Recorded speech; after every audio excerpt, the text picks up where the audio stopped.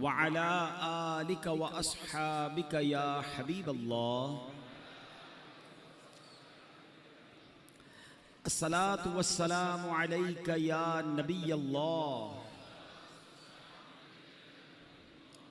व अला आलिका व अस्हाबिका या नूर अल्लाह। नवैतो सुन्नतल इअ्तिकाफ।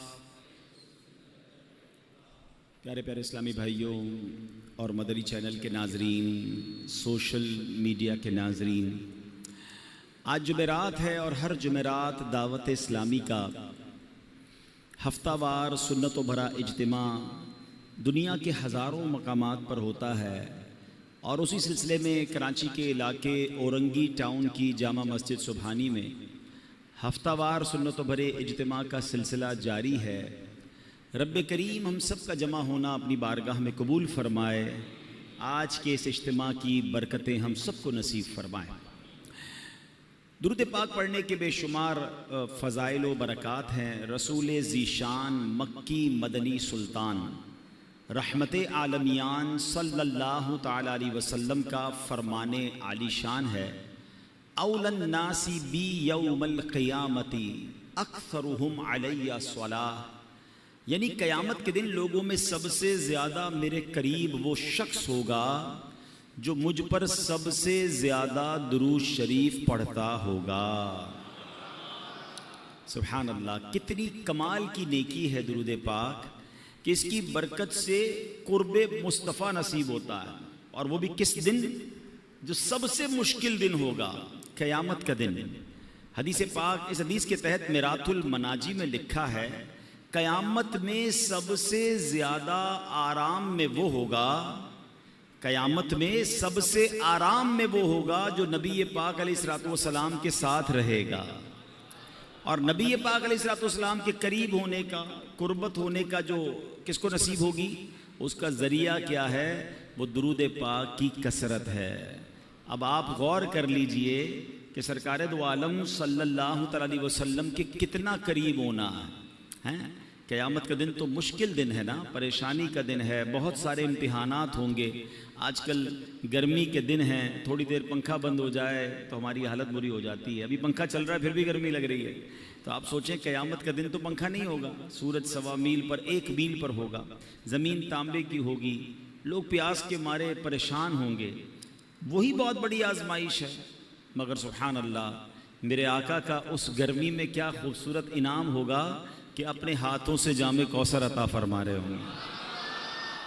अच्छा, आज की गर्मी में एक और भी हमें प्रॉब्लम होती है कि पानी पिए फिर थोड़ी देर बाद प्यास लग जाती है। थोड़ी देर पहले पानी पिया होता है फिर प्यास लग जाती है। आप सोचिए क़यामत की गर्मी में कितनी प्यास लगेगी। बड़ी मुश्किल से अगर जामे कौसर मिल गया तो दोबारा कैसे मिलेगा? तो सुभान अल्लाह, मेरे रब की रहमत का इंतज़ाम देखें कि जो जामे आबे कौसर है ना, ये वो खूबसूरत हौज़ है जो नबी पाक अपने हाथों से अपने ग़ुलामों को जाम तकसीम फरमाएंगे। तो फरमाया ये ऐसा पानी है, जुम्मे के खुतबे में आप एक जुमला सुनते होंगे, शरबतन हनी अतम मरीआ ला नज़मऊ बअदहु अबदा। फरमाया ये ऐसा शरबत है जो एक बार पी लेगा उसको फिर कभी प्यास ही नहीं लगेगी। तो अब जो नबी पाक के करीब हो जाएगा तो उसको तो जामे कौसर आसानी से मिल जाएगा ना। बाकी लोग तो बहुत बड़ा रश होगा, मगर दुरूद पाक पढ़ने वाला आका के करीब होगा तो इंशाअल्लाह गर्मी का इलाज भी हो जाएगा। आला हज़रत लिखते हैं ना, ठंडा ठंडा मीठा मीठा, ठंडा ठंडा और मीठा मीठा पीते हम हैं, पिलाते ये हैं सल्लल्लाहु। अच्छा, एक प्रॉब्लम नहीं होगी, प्रॉब्लम बहुत सारी है। उस दिन नामा अमाल खोले जाएंगे। अच्छा, हमें पहले ही पता है हमारे अमाल नामे में इतने गुनाह हैं, इतनी खताएं हैं, सबके सामने खुल गए तो पर्दा खुल जाएगा, ऐब खुल जाएंगे, शर्मिंदा हो जाएंगे।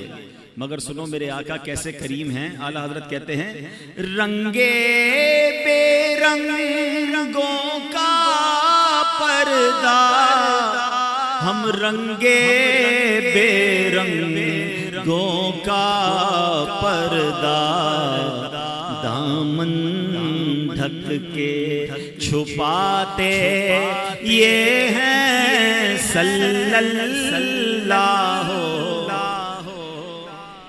अपनी बनी हम आप बिगाड़े अपनी बनी हम आप बिगाड़े कौन बनाए बनाते ये हैं सल्लल्लाहु। तो ये समझना है हर स्टेप पर कयामत के दिन हर मुश्किल में हमें बार बार नबी पाक की हाजत होगी, आका के करम की हाजत होगी और सबको हाजत होगी, मगर जो करीब होगा उसके काम तो और आसान हो जाएंगे ना। तो प्यारे आका अलैहिस्सलाम के बरोज़े कयामत करीब होना ये बहुत सारी प्रॉब्लम का सॉल्यूशन है। पुल सिरात से गुजरना है, सल्लिम, वहां पर लोग कट कट कर जहन्नम में गिर रहे होंगे। कितना खतरनाक पुल है, तलवार से ज्यादा तेज है, बाल से ज्यादा बारीक है, मगर आपको पता है मेरे आका कितने करीम है अपने उम्मतियों के लिए। उसी पुल के किनारे रब की बारगाह में सजदा फरमाएंगे और क्या अर्ज करेंगे, सल्लिम उम्मती सल्लिम या रब मेरी उम्मत को सलामती के साथ गुजार दे। तो आला हज़रत कहते हैं सल्लिम सल्लिम की ढारस से सल्लिम सल्लिम की ढारस से पुल से पार चलाते ये हैं सल्लल्लाहु। तो बस अब नियत कर लें कि इंशाअल्लाह कसरत के साथ दुरूद पाक पढ़ेंगे। आपको एक तसव्वुर देना चाहता हूँ, कि इमेजिनेशन देना चाहता हूँ। कभी कभी मौका मिले ना, पैदल चलते हुए अगर दुरूद पाक पढ़ रहे हैं, अकेले कहीं हैं, थोड़ी देर के लिए आंखें बंद करें और तसव्वुर जमाएं कि मैदान महशर है, अरबों लोग मौजूद हैं और मेरे आका एक जगह पर जलवा फरमा है। मैं जितने दुरूद पढ़ता जा रहा हूं उतने कदम नबी पाक के पास होता जा रहा हूं। यही हदीस में है ना, जितने ज्यादा दुरूद पढ़े होंगे वो उतना करीब होगा। तो अब आप दुरूद पढ़ते जाएं और ये तसव्वुर करें कि मैं जितने पढ़ रहा हूं उतने कदम में नबी पाक के करीब हो रहा हूं। अगर जिस दिन तसव्वुर बनाना आपका तस्बीह रखने को जी नहीं चाहेगा, आप कहेंगे और पढ़ लूं, मैं और पढ़ लूं ताकि ज्यादा से ज्यादा सरकार दो आलम सल्लल्लाहु अलैहि वसल्लम के करीब हो जाऊं। आजकल फजूल कामों में इतना लोग वक्त जाया करते हैं, मोबाइल फोन पर, सोशल मीडिया पर घंटों निकल जाते हैं, पता भी नहीं चलता कि इतने घंटे निकल गए। सोचिए अगर उस वक्त से वक्त निकाल कर दुरूद पाक पढ़ लें, कलमा पाक पढ़ लें। कलमा पाक भी कितना प्यारा वजीफा, आपको पता है? अफदलुज जिक्र, हदीस में कहा गया सबसे अफजल जिक्र क्या है? ला इलाहा इल्लल्लाह। अब कितना पढ़ते हैं कलमा पाक? अच्छा, अगर सवाल करूं मैं कि जितने यहाँ मौजूद हैं, मुझे सोशल मीडिया पे सुन रहे हैं, कौन कौन ये चाहता है कि मरते वक्त मेरी जबान पर कलमा पाक? सुभान अल्लाह, हर मुसलमान चाहता है। क्योंकि क्यों चाहता है? हदीस पाक में मजमून मिलता है ना कि जिसका आखिरी कलाम ला इलाहा इल्लल्लाह मुहम्मदुर रसूलुल्लाह सल्लल्लाहु अलैहि वसल्लम हुआ, मजमून हदीस का कलमा पाक हुआ, वो दखल अल जन्नह, वो जन्नत में चला जाएगा। हर मुसलमान चाहता है या अल्लाह मरते वक्त कलमा नसीब करना। लेकिन थोड़ा सा आपके दिल के दरवाजे पर दस्तक दे देता हूं, जिंदगी में कलमा कितनी बार पढ़ते हैं? इस पूरे हफ्ते में कितनी बार कलमा पाक पढ़ा है? मरते वक्त सबने पढ़ना है, तमन्ना है, जिंदगी में नहीं पढ़ना है। अगर आप पढ़ोगे नहीं तो आदत कैसे बनेगी? आप खुद सोचे ना, एक एक हफ्ता गुजर गया, शायद 5-6 बार भी कलमा पाक नहीं पढ़ा होगा। महीना गुजर गया, एक तस्बीह पूरी नहीं पढ़ी होगी, हालांकि अफजलुल जिक्र कहा गया। तो प्लीज कम से कम 100 दाने की तस्बीह कलमा पाक की पढ़ लिया करें। हर कलमे पर इंशाअल्लाह जन्नत में दरख्त भी लगा दिया जाएगा। और अब एक बुजुर्ग का कॉल नहीं भूलता, बड़ा प्यारा कॉल था उनका। वो कहते हैं अपनी जबान को कलमे का आदी कर लो, क्योंकि मरते वक्त जबान भारी हो जाती है। जब सकरात का आलम होता है ना, जबान से निकलता नहीं है कुछ। वैसे भी दुनिया में भी आपको कोई बहुत तकलीफ हो जाए, अल्लाह ना करे, कोई चोट लग जाए, कोई ऑपरेशन हो रहा हो, कोई कट लग जाए, तो इतनी तकलीफ होती है कि फिर बोलने को जी नहीं चाहता। सकरात तो बहुत ज्यादा तकलीफ का वक्त होता है, बहुत ज्यादा यूं समझिए कि टेंशन का वक्त होता है। तो बुजुर्ग ने फरमाया कि अपनी जबान को कलमे का ऐसा आदी कर लो कि जब जबान भारी हो जाए तब भी तुम्हारी जबान से कलमा निकल जाए। जो जिंदगी में पढ़ता ही नहीं है उसको मरते वक्त कलमा कैसे नसीब होगा, खुद सोचे ना। तो आदत होनी चाहिए रोजाना कलमा पाक ला इलाहा इल्लल्लाह मुहम्मदुर रसूलुल्लाह, या ऐसा करें कि 10-12 बार ला इलाहा इल्लल्लाह पढ़ ले, फिर 2-3 बार मुहम्मदुर रसूलुल्लाह पूरा पढ़ ले, लेकिन ये पढ़ते रहें, जितना हो सके पढ़ते रहें, तो इंशाअल्लाह आपको जिक्र इलाही का भी सवाब मिलेगा और कलमा पाक की बरकतें नसीब होंगी। आइए मिलकर मोहब्बत के साथ बावाज़ बुलंद दुरूद पाक पढ़ लें। सल्लू अलल हबीब सल्लल्लाहु अलैहि वसल्लम। हजरत सैयदुना इब्राहीम बिन अदहम रहमतुल्लाहि तआला अलैह, ये बहुत बड़े अल्लाह के वली और ये बाद में बलख शहर के बादशाह भी बन गए। मगर जब ये खुद एक जमाने में बादशाह थे, तौबा करके तो ये इन्होंने बादशाह छोड़ दी, मगर ये पहले बलख शहर के बादशाह थे, बहुत अमीर ज़ादे थे। तो हुआ ये कि एक मरतबा किसी ने आपसे पूछा कि आली जान, ये आपकी ज़िंदगी में इनकलाब कैसे आया? आप तो बड़े बादशाह थे और अब तौबा कर ली और अब आप एक बिल्कुल आम इंसान की ज़िंदगी बसर करते हैं। तो फरमाया मैं खुरासान के शाही ख़ानदान से था। ये उन दिनों की बात है जब मैं जवान था। एक दिन मैं शिकार के इरादे से जंगल में निकला और मैं शिकार के लिए जानवर ढूंढ रहा था। अचानक मुझे गैब से एक आवाज़ आई, कोई कहने वाला कह रहा था, ए इब्राहीम, क्या तुम्हें इसलिए पैदा किया गया है? मैंने घबरा कर इधर उधर देखा, कोई भी नजर नहीं आया। मुझ पर सख्ता तारी हो गया कि ये किसकी आवाज थी। थोड़ी देर के बाद जब मैं दोबारा नॉर्मल हो गया, हवास मेरे दोबारा जो है वो बहाल हुए, फिर जानवर ढूंढने लगा, फिर शिकार के लिए आगे गया। कुछ ही दूर चला था कि जिस जमीन पर मैं चल रहा था उसके अंदर से आवाज आई, ए इब्राहीम, इसमें कोई शक नहीं कि तुम्हें इन कामों के लिए पैदा नहीं किया गया। इस गैबी आवाज ने मेरे दिल की दुनिया बदल दी। मेरा मुलाजिम जो बकरियां चरा रहा था उसको मैंने अपना कीमती लिबास दे दिया, उसका ऊनी लिबास मैंने खुद पहना, सब कुछ छोड़ छाड़ कर मैं मक्का-ए मुकर्रमा की तरफ चला गया। हज़रत इब्राहीम बिन अदम की जिंदगी के और भी बड़े प्यारे वाकयात मिलते हैं कि ये बादशाह छोड़ने के कैसे कैसे वाकयात हुए। कि एक बार क्या हुआ, क्या फरमाते कि मेरा बड़ा जबरदस्त महल था, एक शख्स अंदर आया, स्ट्रेंजर था, मैं जानता नहीं था, कोई अननोन आदमी था, मगर अंदर आकर वो कहता है कि मुझे ये मुसाफिर खाना अच्छा नहीं लगा। हज़रत इब्राहीम बिन अदम कहते हैं इतना बड़ा महल, इतना बड़ा बादशाह का महल, कहते हैं मुसाफिर खाना? कहते हैं हजरत आपको मुसाफिर खाना नजर आ रहा है? इतना बड़ा महल है, इतनी शानदार कमरे हैं। तो बुजुर्ग कहते हैं ये बताओ, इस तुमसे पहले यहाँ कौन रहता था? क्या मेरे वालिद रहते थे? क्या उससे पहले कौन रहता था? क्या दादा रहते थे? अच्छा, उससे पहले कौन था? क्या परदादा रहते थे? तो क्या फिर बताओ मुसाफिर खाना किसको कहते हैं? एक आता है, पहला चला जाता है, फिर अगला आता है तो उससे पहले वाला चला जाता है, एक आ रहा है, दूसरा जा रहा है, मुसाफिर खाना नहीं तो क्या है? कहते ये बात मुझे मेरे दिल पे असर कर गई कि वाकई जिस महल को, जिस जायदाद को, जिन चीजों को मैं सब कुछ समझ रहा हूं, ये तो जाने वाली है। और फिर हज़रत इब्राहीम बिन अदम रहमतुल्लाहि तआला अलैह ने ये बात जब अपने के दिल में बैठ गई ना, तो वो अल्लाह ताला की राह में निकल गए, अपना सारा माल अल्लाह की राह में खर्च किया, तारिक दुनिया हो गए।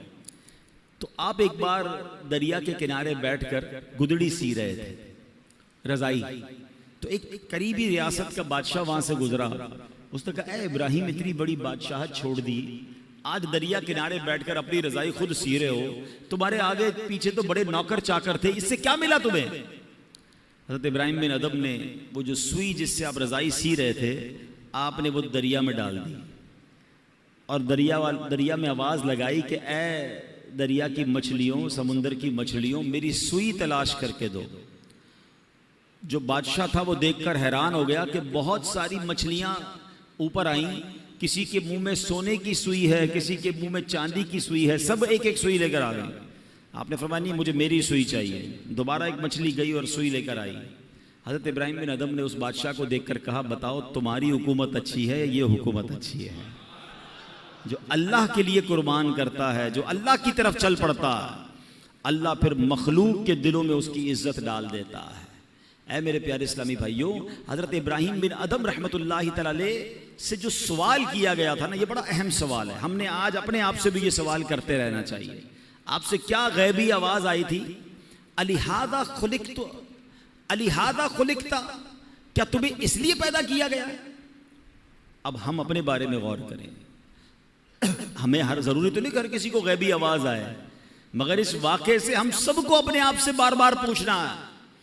हम जब मोबाइल इस्तेमाल करते हैं और जो कुछ देख रहे हैं, तो काश दिल से ये सवाल आए, अलिहादा खुलिकतु, क्या मैं इस काम के लिए पैदा किया गया हूं जो मैं कर रहा हूं?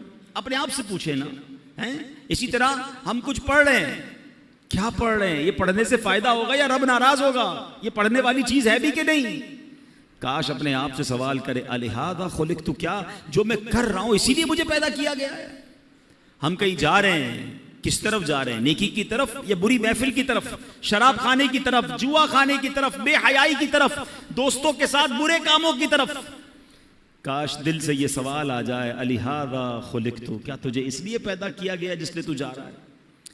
एक एक चीज हम कारोबार कर रहे हैं, जो भी कारोबार कर रहे हैं, अपने आप से पूछे, क्या मुझे इसलिए पैदा किया गया जिस अंदाज से मैं कारोबार कर रहा हूं? हम गौर कर लें अपने हर हर अमल पर। ऐ मेरे प्यारे इस्लामी भाइयों, अगर ऐसा नहीं है तो फिर ऐसा ना हो कि रब अज़्ज़ वजल मुझसे नाराज हो जाए, कहीं मैं अपनी जिंदगी गलत या फजूल कामों में तो नहीं गवा रहा हूं। शायर लिखते हैं, कुछ मकसदे हयात जरूरी है दोस्तों, कुछ मकसदे हयात जरूरी है दोस्तों, कहना ये दिल की बात जरूरी है दोस्तों, जो फिक्र आखिरत में गुजारी वो मुकम्मल, वरना तो ये हयात अधूरी है दोस्तों। किस काम में जिंदगी गुजर रही है? एक बात याद रखिए, हम में से कोई यहाँ 15 साल, कोई 20 साल, कोई 30, कोई 50, कोई 60 साल का भाई बैठा है, लेकिन गौर कीजिए, कभी हमने गौर किया, मालूम करने की कोशिश की मुझे दुनिया में भेजा क्यों गया है? हर चीज के बनाने का एक रीजन है ना। आपके कईयों के सर पे टोपी है, टोपी क्यों बनाई? सर को ढांपने के लिए। लिबास है, क्यों बना? कपड़े पहनने के लिए। घड़ी है, क्यों है? टाइम बताने के लिए। कलम है, क्यों बनाई? लिखने के लिए। अशरफुल मखलूकात बना दिया रब ने, किस लिए? पता ही नहीं है कि मेरी तख्लीक का, मुझे बनाने का मकसद क्या है। और एक और सवाल मैं करना चाहूंगा, आपके जेब में कलम होती है, जब तक लिखती है कहां रहती है? जेब में, सीने के साथ। लिखना बंद कर दे, खत्म कर दे, फिर कहां जाती है? डस्टबिन में। मकसद खत्म हो गया ना, अब इस पेन का हासिल कोई नहीं है। अगर मैं और आप मकसद के मुताबिक जिंदगी नहीं गुजार रहे तो फिर कहां जाएंगे? हैं? गौर कीजिए ना, एक तरफ तो अशरफुल मखलूकात में कहा जा रहा है, मगर यही बंदा जिस मकसद के लिए से बनाया गया, अव्वल तो कईयों को मकसद ही नहीं पता, और अगर मालूम है तो क्या जिंदगी उस मकसद के तहत गुजर रही है? अब मौलाना जलालुद्दीन रूमी बहुत मशहूर सूफी बुजुर्ग हैं, फरमाते हैं, अगर तुम्हें बादशाह किसी खास काम के लिए भेजे, हैं? चले आज की जबान में कह दूं कि आपका कोई सेठ है, बॉस है, कहीं आप जॉब करते हैं, ठीक है ना, आपका अफसर है, आपको कहे खास काम है, फला काम करके आओ।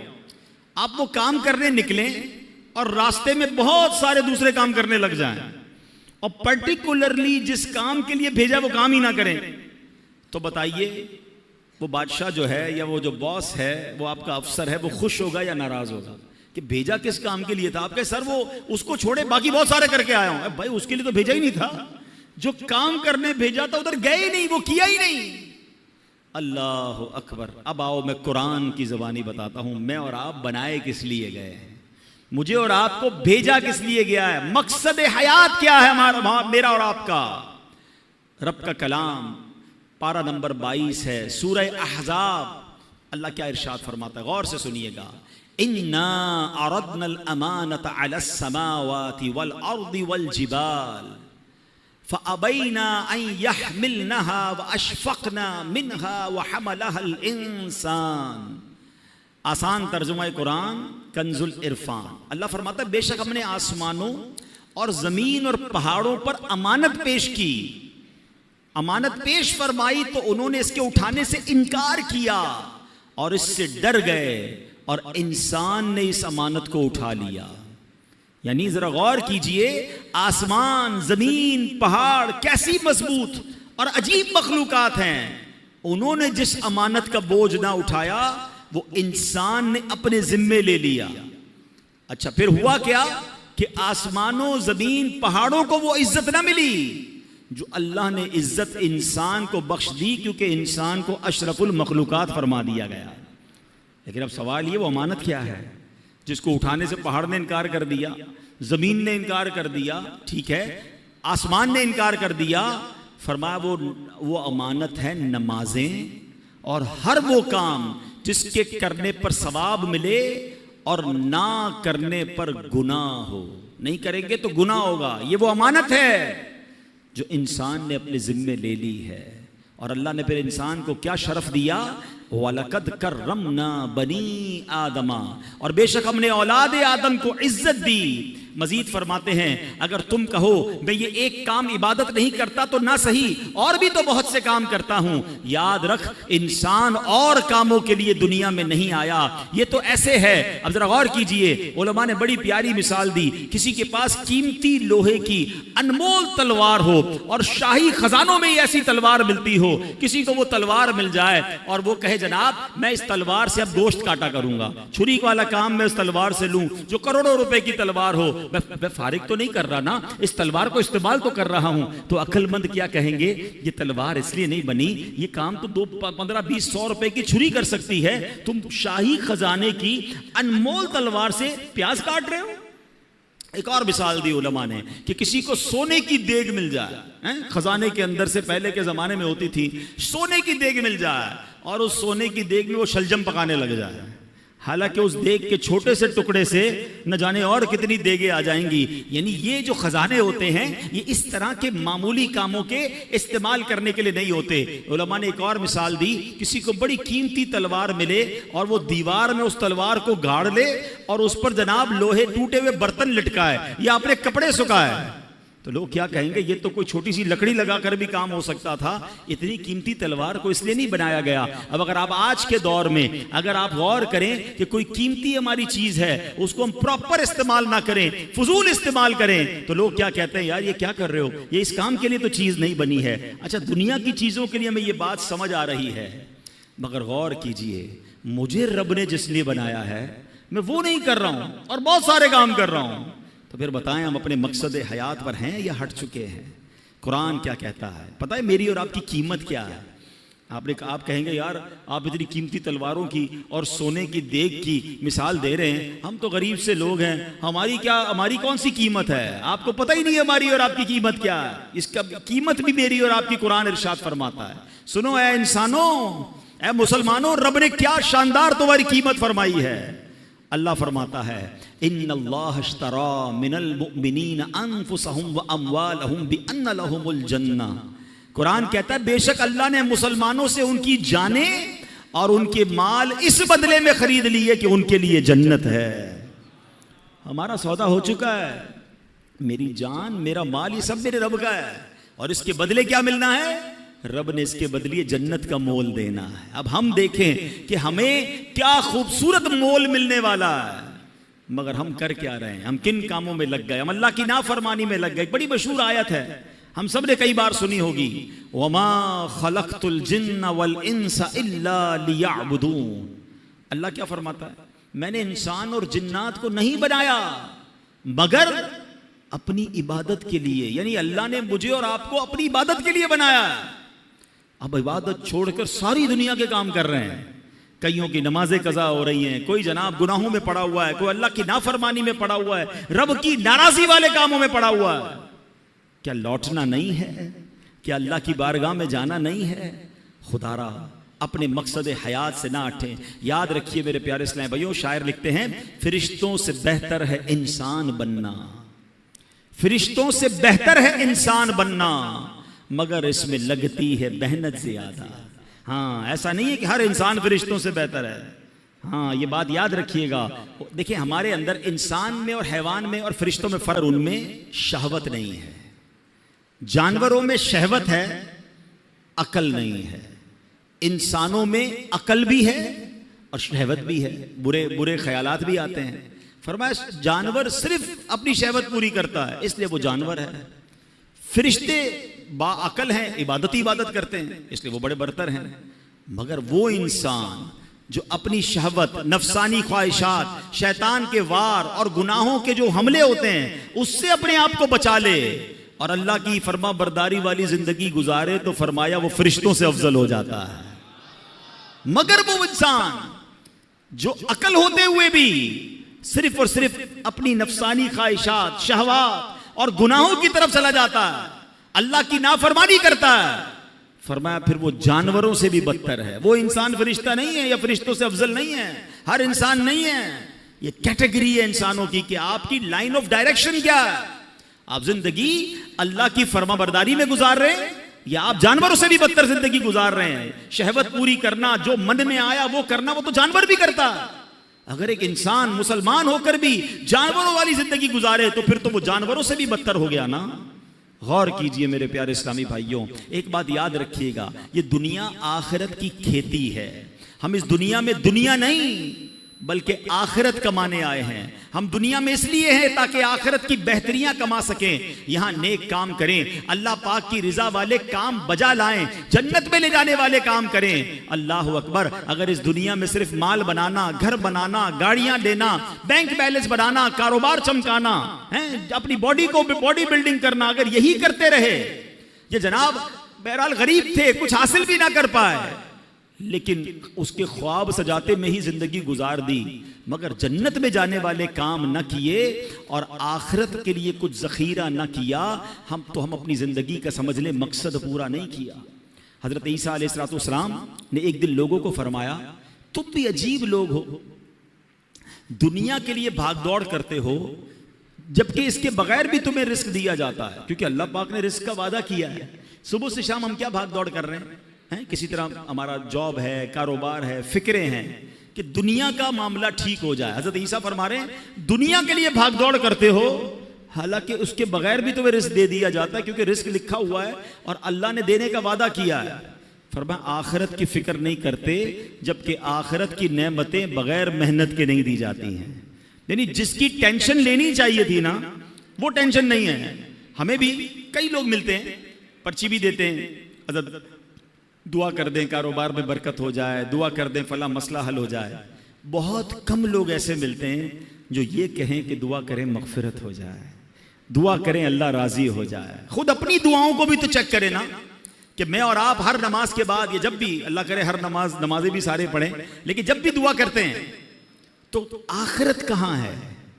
आखिरत मांगना ही छोड़ दी लोगों ने, दुनिया की फिक्रें ज्यादा हो गई।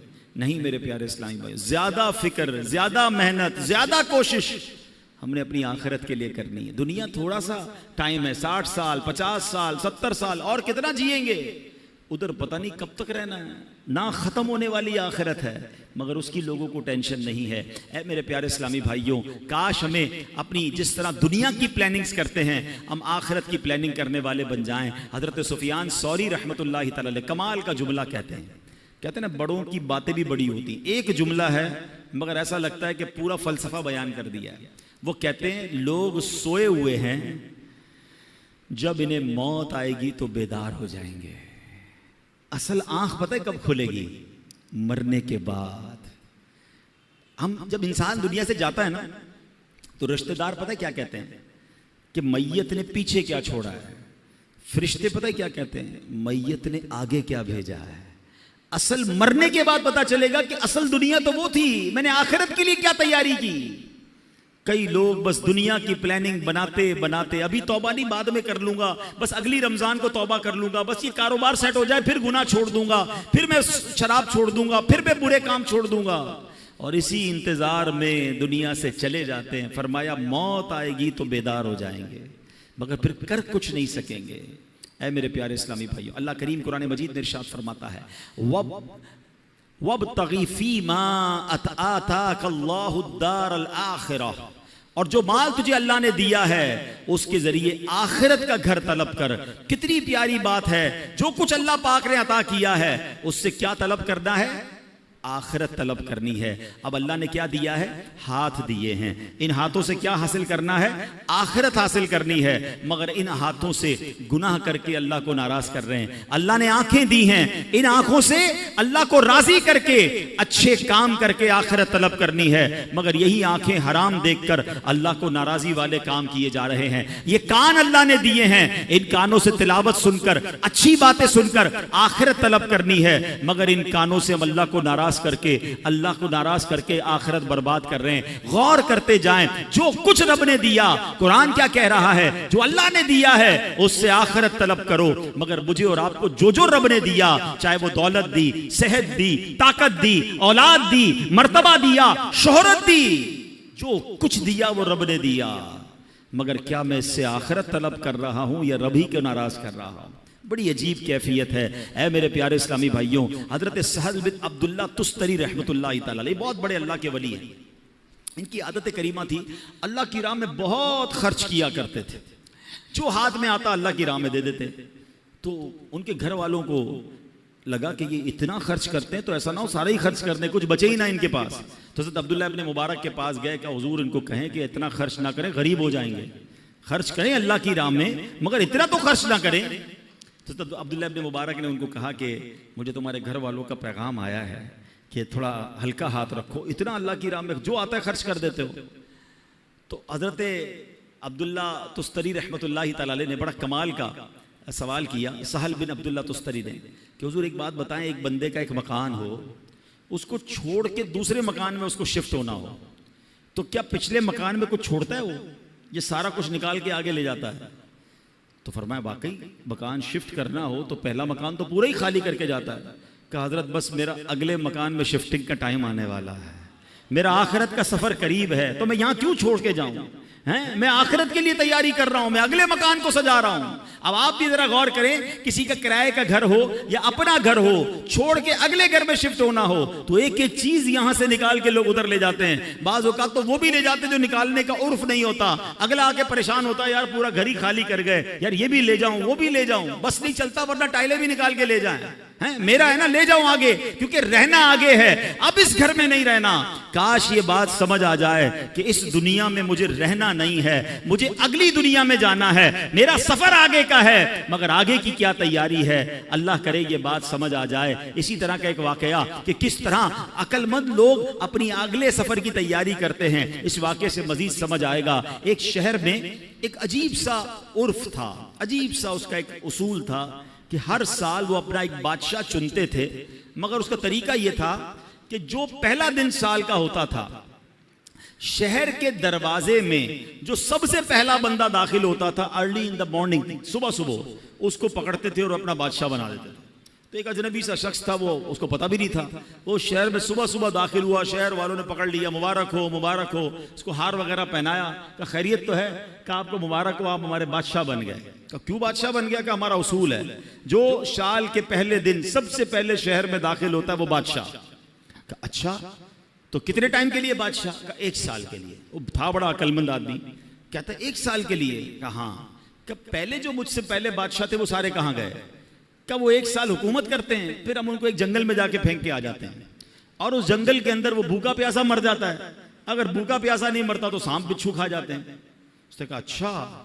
अब उसने बड़ी अकलबंदी की, उसने पहले तो पूरे शहर वालों के काम बड़े अच्छे किए, उनके मसाइल हल किए, और फिर गैर महसूस अंदाज में उसने उस शहर से उस जंगल तक का रोड बनवाया। अच्छा, रोड बन गया तो वहां उसने लोगों को बसाना शुरू किया, आहिस्ता आहिस्ता खाने पीने की दुकानें भी वहां लगा दी। अब जब साल पूरा हुआ तो लोगों को कहा ठीक है भाई, मेरा टाइम पूरा हो गया, मुझे भी उसी जंगल में छोड़ के आ जाओ। तो जो शहर के बड़े लोग थे उन्होंने कहा आप बड़े समझदार हैं, आपने उस जंगल बयाबान को भी शहर बना दिया, उधर भी जनाब इतनी रौनक कर दी कि हम आपको उधर भी लेके जाएंगे तो आपको कोई प्रॉब्लम नहीं होगी। हमें ऐसे ही अक्लमंद बादशाह की जरूरत थी, अब हम सब ने मिलकर फैसला किया है आप ही हमारे बादशाह रहेंगे। अब बज़ाहिर तो ये वाकया है, मगर क्या मुझे और आपको एक शहर में नहीं जाना है? मुझे और आपको एक और दुनिया में नहीं जाना है जहां सांप और बिच्छू भी हो सकते हैं? अल्लाह नाराज हुआ तो कब्र में सांप और बिच्छू भी तो हो सकते हैं ना। जहन्नम की आग और जहन्नम का अजाब कितना खतरनाक है, मगर हम में से कौन है जो उस जहान को, आखिरत के मामलात को आसान करने के लिए यहां सोच रहा है कि यार यहीं रहकर मैं आखिरत बेहतर कर लूं। एक और वाकया मैंने पहले भी बयानात में सुनाया है कि एक मुल्क था, ये भी हिकायत है एक्चुअली, ये इस तरह की हिकायतें चोट करने के लिए होती हैं, कि एक मुल्क में एक मुकाबला करवाया गया कि इस पूरे मुल्क में सबसे बड़ा बेवकूफ कौन है। अब है ना बड़ी अजीब बात, बेवकूफों का मुकाबला कौन करता है। बहरहाल मुकाबला हुआ, वजीरों ने सेलेक्ट किया कि बादशाह सलामत हमने जान लिया है कि ये बंदा सबसे बड़ा बेवकूफ है। का चेक कर लिया। उसको उसने अपनी सोने चांदी की खूबसूरत सी माला हार पहनाया और उसको घर भेज दिया। वो बंदा बड़ा खुश घर आ गया। थोड़े दिनों बाद उसको किसी ने बताया कि बादशाह सलामत बड़े बीमार हो गए हैं। कहा अच्छा चलो मैं जाके मिलता हूँ बादशाह सलामत से। बादशाह के पास गया, कहा बादशाह सलामत कैसे हैं आप, ठीक हैं? तो कहा बस अब तो आखिरी लम्हात हैं, ये दुनिया छोड़कर जा रहा हूँ। कहते हैं अच्छा बादशाह सलामत कहीं और जा रहे हैं? था तो बेवकूफ ना। कहा बस अब ये दुनिया ये जहान छोड़कर अगले जहान में जा रहा हूँ। तो बादशाह सलामत ये बताइए, यहाँ तो इतना बड़ा महल है, इतने सारे कमरे हैं, जिधर जा रहे हैं उधर महल बना लिया है? बादशाह कहता है वहां तो झोपड़ी भी नहीं बनाई है। अच्छा बादशाह सलामत में देख रहा हूं आपके पास बड़े पैसे हैं, यहाँ पर बड़े हीरे जवाहरात हैं, जिधर जा रहे हैं उधर आपने पैसे भिजवा दिए? कहा नहीं उधर तो फूटी कौड़ी भी नहीं है। क्या बादशाह सलामत इधर मैं देख रहा हूं आपके आगे पीछे इतने खादिम खादमाएं मुलाजिम, जिधर जा रहे हैं उधर कुछ मुलाजिम भिजवाए नहीं भिजवाए? कहा उधर मेरा कोई खिदमतगार नहीं है। तो उस बेवकूफ ने पता क्या किया, जो अपनी माला थी ना जो बादशाह ने पहनाई थी उसको उतारी और उसको बादशाह को पहना दी। कहा मुझसे बड़े बेवकूफ तो फिर आप हुए ना। आपको पता है कि मैं किसी और दुनिया में जा रहा हूं, ना घर बनाया, ना पैसे भिजवाए, ना मुलाजिम भिजवाए, तो बड़े बेवकूफ तो आप हुए। अब सही बताओ ये हम सब के दिलों के लिए कैसी चोट है। हम सब का घर है, बेशक छोटा है बड़ा जो भी है, आखिरत में घर बनाया।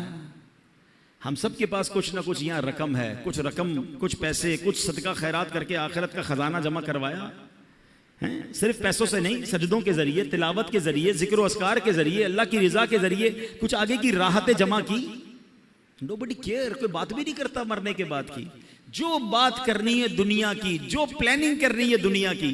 पता है शैतान ने हमारे साथ एक गेम की है, हमें मौत की बात करने नहीं देता है। हो सकता है अभी भी जो बात कर रहा हूं ना, किसी के दिल में ख्याल आ रहा होगा यार ये मौलाना साहब क्या मरने की बातें कर रहे हैं, आखिरत की बातें कर रहे हैं, कब्र की बातें कर रहे हैं। भाई यार दुनिया की बात करो। कमाल है यार, मैं बात नहीं करूंगा तो आप मरने से बच जाओगे। क्या जनाजे उठते नहीं देख रहे? अच्छा क्या 70-80 साल के बाद ही लोग मर रहे हैं? 15 साल 20 साल 22 साल के नौजवान भी दुनिया से जा रहे हैं। हमारी मेरी आपकी बारी कब आ जाए हमें पता ही नहीं है।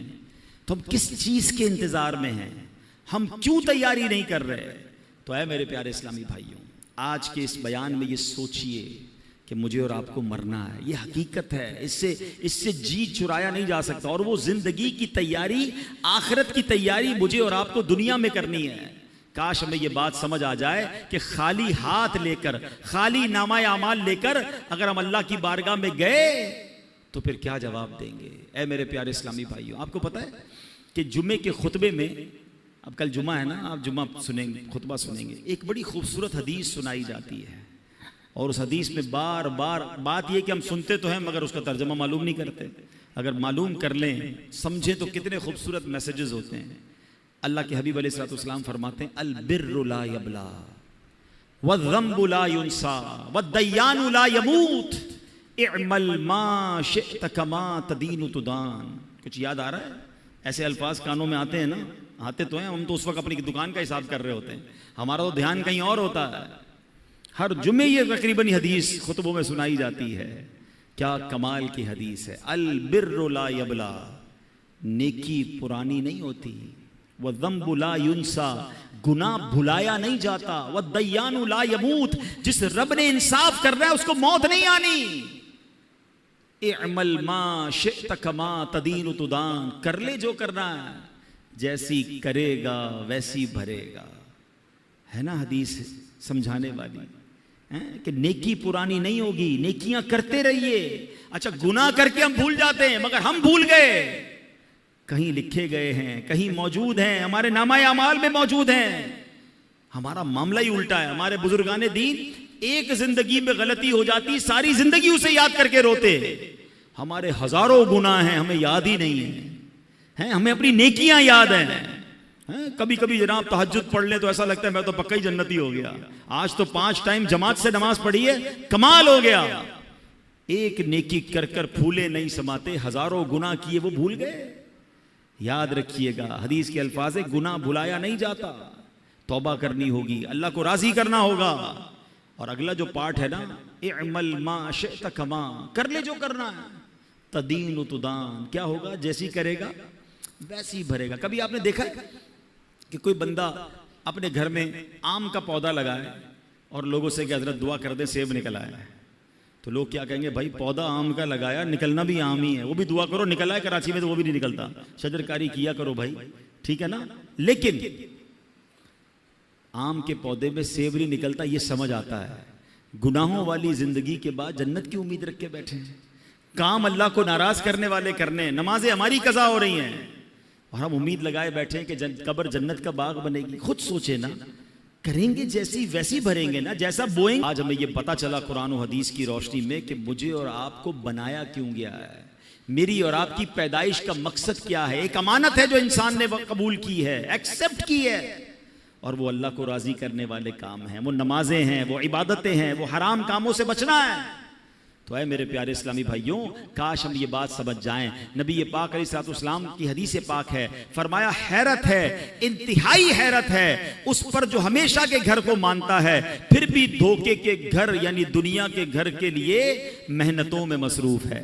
मालूम है कि हकीकत वाला घर दूसरा है, मगर ये दुनिया के घर और यहीं के लिए मसरूफ है। प्यारे आका फरमाते हैरत है उसके लिए। काश ये बात हमें समझ आ जाए।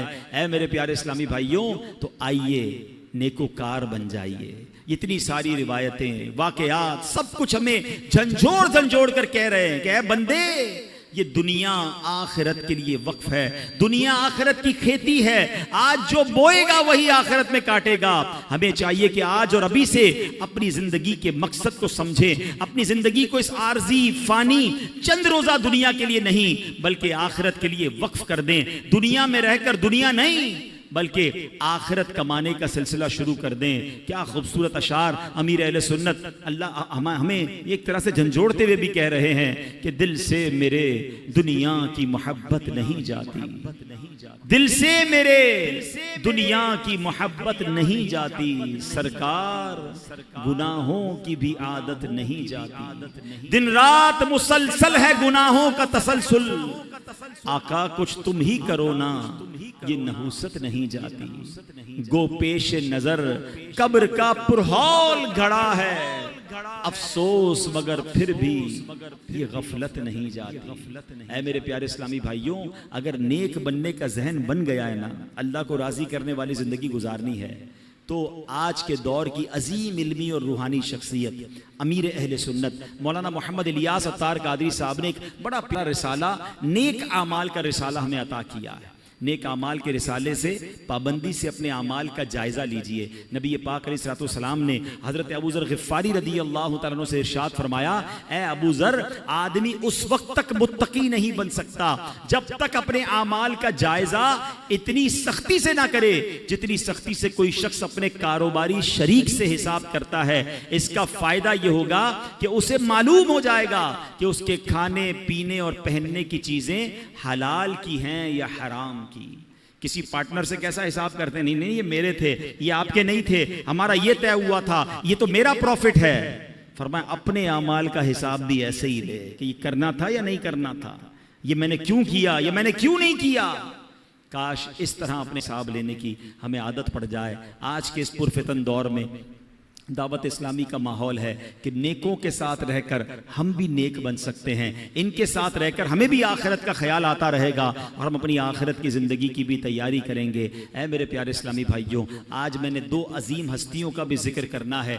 21 मुहर्रमुल हराम को अजीम सहाबी रसूल आशिक मुस्तफ़ा मौज़िन रसूल हज़रत बिलाल रदी अल्लाह तआला अन्हु का यौम विसाल है। आप साबिकुल इस्लाम हैं, यानी इब्तिदाई में आपने इस्लाम कबूल कर लिया था और गुलामी से आज़ादी नसीब होने के बाद से लेकर प्यारे आका अलैहिस्सलातु वस्सलाम के विसाले ज़ाहिरी तक हज़रत बिलाल नबी पाक की बारगाह में हाजिर रहे, नबी पाक के माली मामलात को भी देखते थे। प्यारे आका अलैहिस्सलाम सुभान अल्लाह, नबी पाक के विसाल के बाद हज़रत बिलाल मुल्क के शाम तशरीफ़ ले गए और आखिर तक वहीं रहे। हज़रत बिलाल के तो बहुत सारे वाक़यात हैं, मगर एक बड़ा खूबसूरत वाक़या ये है कि प्यारे आका उनसे कितनी मोहब्बत फरमाते कि उनका मालिक जो था, उनका आका जो था, क्योंकि आप ग़ुलाम थे, हबशा के थे, हबशा जिसको आज हम इथोपिया कहते हैं, ठीक है, और अफ्रीकन थे।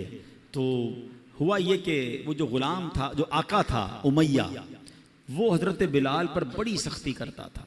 और आप मुसलमान हो गए थे तो आपको मक्के की रेत पर, रेगिस्तान पर लिटाकर पत्थर सीने पर रखता था और कहता था, बिलाल अल्लाह का इनकार कर दो।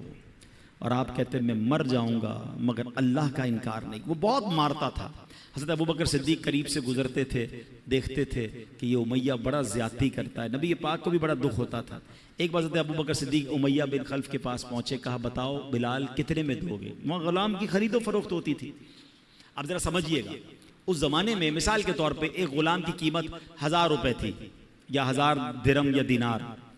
तो उमैया ने कहा मैं 3000 में दूंगा, पैसे बढ़ाकर बताए। हज़रत अबू बकर सिद्दीक़ ने कहा मुझे मंजूर है। कहा नहीं 4000 में दूंगा।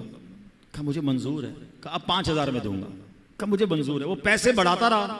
हज़रत अबू बकर सिद्दीक़ उसको ओके करते रहे। आखिरकार एक बड़ी तगड़ी रकम पर हज़रत बिलाल को उन्होंने ख़रीद लिया। तो उमैया कहता है, ए अबू बकर रज़ी अल्लाह तआला अन्हु, तुम्हारे कारोबार के तो बड़े चर्चे सुने हैं, तुम तो बड़े कारोबारी हो, सौदा बड़ा कस के, बड़ा जांच के लेते हो, तुमने एक हबशी गुलाम को इतना महंगा खरीद लिया। सैयदना अबू बकर सिद्दीक़ के वो तारीखी अल्फाज सुने। वो कहते तुम्हें क्या मालूम बिलाल की कीमत क्या है? ए उमैया, तू अगर इससे भी ज्यादा मांगता मैं इससे ज्यादा तुझे रकम देता। हजरत बिलाल को लिया और नबी पाक की बारगाह में हाजिर हुए। कहा हुजूर बिलाल हाजिर है, हुजूर बिलाल को आजाद करवा के लाया हूं। अल्लाह अकबर। नबी पाक इतना खुश हुए, फरमाते ए अबू बकर, बिलाल को खर्च करने में जो रकम खर्च की है ना, उसमें कुछ पैसे मेरे भी शामिल कर लो। हज़रत अबू बकर कहते हैं हुजूर मेरा जो कुछ है सब आप ही का तो है। अल्लाह अकबर। ऐसे बिलाल हैं जिनको नबी पाक से कितनी मोहब्बत और सरकार दो आलम अलैहिस्सलातु वस्सलाम को उनसे कितनी मोहब्बत है। सुभान अल्लाह। इसी तरह 18 मुहर्रमुल हराम एक और अजीम शख्सियत, और वो कौन है? वो आशिक नेक आमाल, आलिम बाअमल, मुफ्ती दावत इस्लामी हज़रत मुफ्ती मोहम्मद फ़ारूक अत्तारी रहमतुल्लाहि तआला अलैह का यौम विसाल है। आप नमाजों की हिफाजत फरमाने वाले, ज़बान और आँखों का कुफले मदीना लगाने वाले, तिलावत कुरान करीम करने वाले और खूब खूब दीनी कामों में हिस्सा लेने वाले। और सुभान अल्लाह, आप रहमतुल्लाहि तआला अलैह के इंतकाल के बाद आपके मज़ार पर आपके पीरो मुर्शिद अमीर अहले सुन्नत ने आपके बारे में यूं फरमाया, या रसूल अल्लाह सल्लल्लाहु अलैहि वसल्लम, मैं इससे राजी था, आप भी इससे राजी हो जाएं। या गौसे पाक, मैं इससे राजी हूं, आप भी मेरे फारूक से राजी हो जाएं। अल्लाह अकबर। ऐसी अजीम हस्ती, अल्लाह इन दोनों अजीम हस्तियों के मज़ार पर करोड़ों रहमतों की बारिश नाजिल फरमाए। इन लोगों ने दुनिया में रहकर अपनी आखिरत बना ली। काश हम भी दुनिया में रहकर अपनी आखिरत बेहतर करने वालों में हो जाएं। अल्लाह मुझे भी आपको भी अपनी आखिरत बेहतर करने की फिक्र और सोच नसीब फरमाए। इसमें मदनी काफिले भी हैं, सफ़र करें तो आखिरत की तैयारी मिलती है। बार बार इज्तिमा में आते रहें, मदनी मुज़ाकरों में शिरकत करें तो इंशाअल्लाह ये जहन बनता चला जाएगा। अल्लाह पाक अमल करने की तौफीक अता फरमाए। आमीन बिजाहिन नबील अमीन सल्लल्लाहु तआला अलैहि वसल्लम। सल्लू अलल हबीब सल्लल्लाहु तआला अला मुहम्मद सल्लल्लाहु अलैहि वसल्लम। अब इंशाअल्लाह दुरूद पाक और ऐलानात हमारे इंशाअल्लाह इस्लामिक। एक ऐलान सुन लीजिए कि अल्हम्दुलिल्लाह मदनी हेल्थ केयर सेंटर माशाअल्लाह दावत इस्लामी का ये भी शोबा है और ये औरंगी टाउन में बन भी चुका है और आज इसका शायद कैंप भी लगा हुआ है। तो इसमें रियायती कीमत में लैब टेस्ट, मेडिकल स्टोर की अद्वियात भी डिस्काउंट की सहूलत और डॉक्टर से तसल्ली बख्श चेकअप, गैर ज़रूरी लैब टेस्ट से परहेज़, साफ़ सुथरा माहौल और सबसे बढ़कर ख़वातीन के लिए बापर्दा माहौल फराहम किया जाता है। और सुभान अल्लाह, इस तरह तकरीबन हर माह कई मरीजों को निहायत कम कीमत में ऑपरेशन करवाया जाता है। इस वक्त मदनी सेंटर में 30,000 से ज़ायद मरीजों का इलाज किया जा चुका है। औरंगी टाउन के लिए खुशखबरी है कि दावत इस्लामी से मुंसलिक अफराद एक माह के लिए फ्री OPD की सहूलियात और 50% लेबॉर्ट्री टेस्ट पर डिस्काउंट हासिल कर सकते हैं। तो ये अल्हम्दुलिल्लाह इन गरीब इलाकों के लिए ये दावत इस्लामी के शोबे की काविश है। तो आप मदनी क्लिनिक पे जाया भी करें, और गालिबन आज वे बाहर स्टॉल भी मौजूद है, तो मज़ीद मालूमात आप वहाँ जाकर लें। अल्लाह पाक अमल करने की तौफीक अता फरमाए। सल्लू अलल हबीब।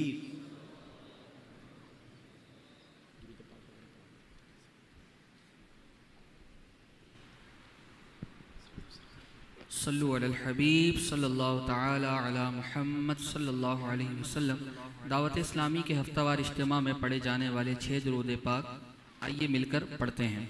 बुज़ुर्गों ने फरमाया, जो शख्स हर शब जुमा यानी जुमा और जुमेरात की दरमियानी रात ये दुरूद शरीफ पाबंदी से कम एक मरतबा पढ़े, मौत के वक्त सरकार मदीना सल्लल्लाहु अलैहि वसल्लम की ज़ियारत करेगा और कब्र में दाखिल होते वक्त भी यहाँ तक कि वो देखेगा कि सरकार मदीना सल्लल्लाहु अलैहि वसल्लम उसे कब्र में अपने रहमत भरे हाथों से उतार रहे हैं। आप भी पढ़ लीजिए, अल्लाहुम्मा